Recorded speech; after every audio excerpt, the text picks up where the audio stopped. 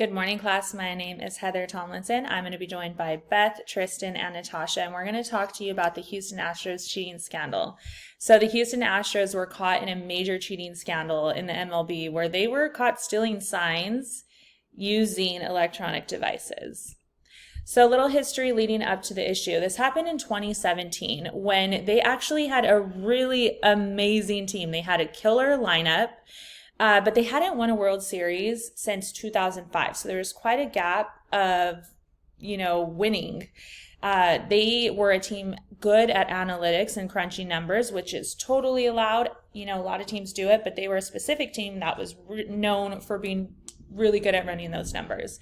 MLB is known for cheating. It's okay to read signs. It's well known and goes back ages and ages that teams do this.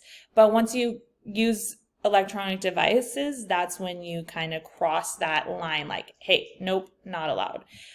So I think MLB has just a really long standing policy with cheating where they don't really hold people accountable. If you look back at the 90s, players were using illegal drugs, using steroids, and it was very well known that this was going on and that players were doing this, but they didn't really get caught.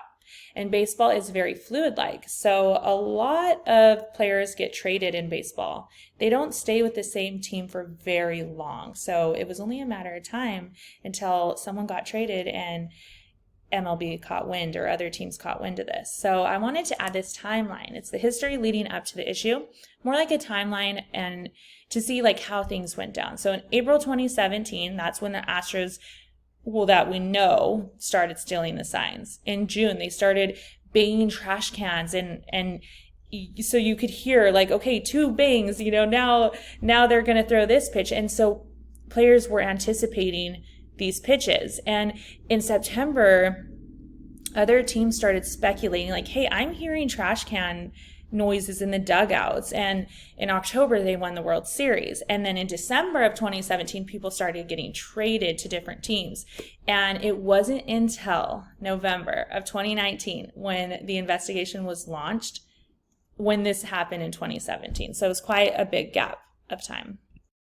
In 2017, the Houston Astros were guilty of electronic sign stealing.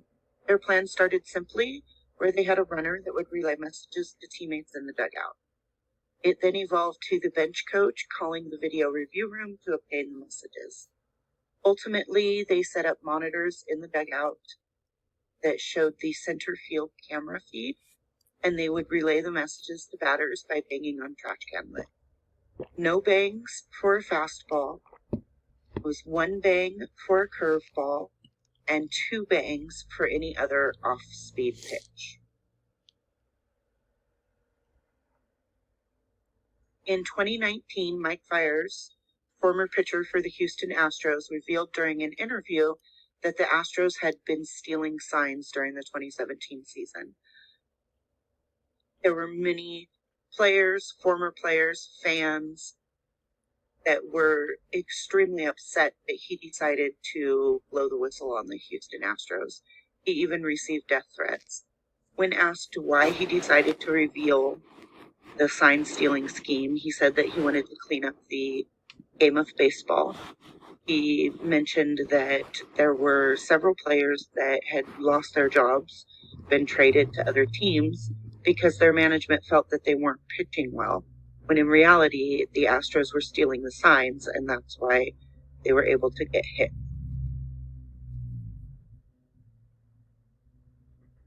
Sign stealing is something that has been around for many years, but it has always been banned to sign steal electronically. It's always been prohibited.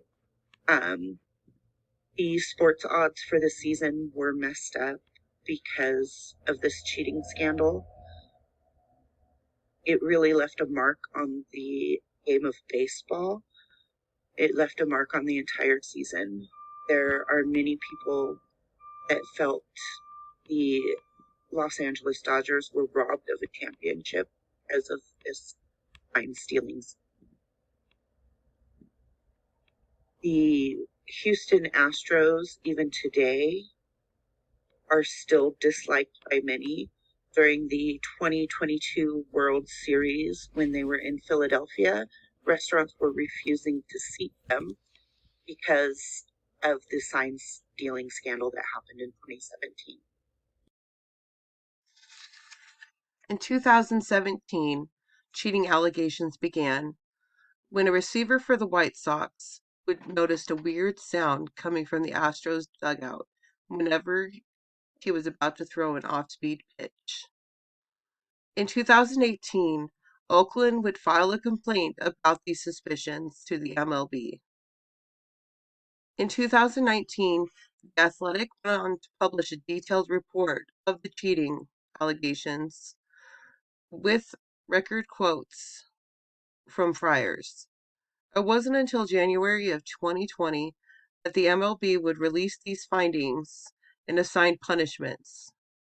Those punishments included a 1-year suspension for the GM and the manager, who would later on end up being fired. They also received $5 million fine and lost a first and second picks for the 2020 and 2021 picks. Also in January of 2020, the Los Angeles City Council would pass a resolution hoping to strip the title from the Astros and award it to the Dodgers. Despite everything, the Astros would go on to win the World Series in 2022. But the MLB had made some changes to prevent this kind of situation happening in the future. They plan on increasing security in order to monitor the amount of people in the dugout in the clubhouse during games.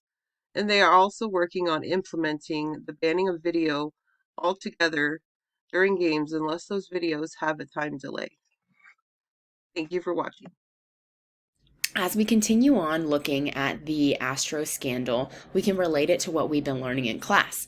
So for starters, we can look at the book People Over Profit, where they talked about the different eras.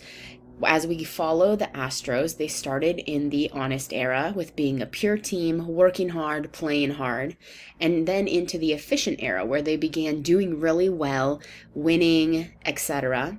Then they went into the deceptive era where they started to take that for granted, and that's when they began stealing signs to be even better. And then they had to fall into the apologetic era where they did a press conference to apologize for stealing the signs. Unfortunately, that press conference was not said to be a very genuine apology. Now, looking at the term cultural relativism is related to a place or a location that conforms to the same practices. And in this sense, the team of the Astros conformed to the same thing. The whole team went along with this scandal. Now, whistleblower is another concept that we have learned where it's a person who exposes an organization for doing a misdeed that leads to potential harmful things for the grand scheme. And Mike Friars was the one who went public about the issue and the scandal going on within the team. Now, there were different moral behavior views in this situation. Mike, in one hand, had a justice view where he felt this isn't fair, but the team, on the other hand, can be argued to have a utilitarian view where they thought what's best for the most people in regards to the team. That would be their utilitarian view. Stealing the signs and doing better is better for them as a team. Unfortunately, this caused Friars to go through a major ethical dilemma where his own personal views and ethics were being challenged by what the team was doing as a whole. And finally, we look at our recommendations. We believe that more people should have been held accountable, not just the managers, so the players as well. They should have been stripped of their World Title Series in 2017, since that's when they began cheating. They could have done a much better job apologizing for their scandal. They could do a better job of putting people over profit, and they could be more socially responsible for the people. They put a very bad name towards baseball because of this scandal. And lastly is our references that were used for this presentation. Thank you.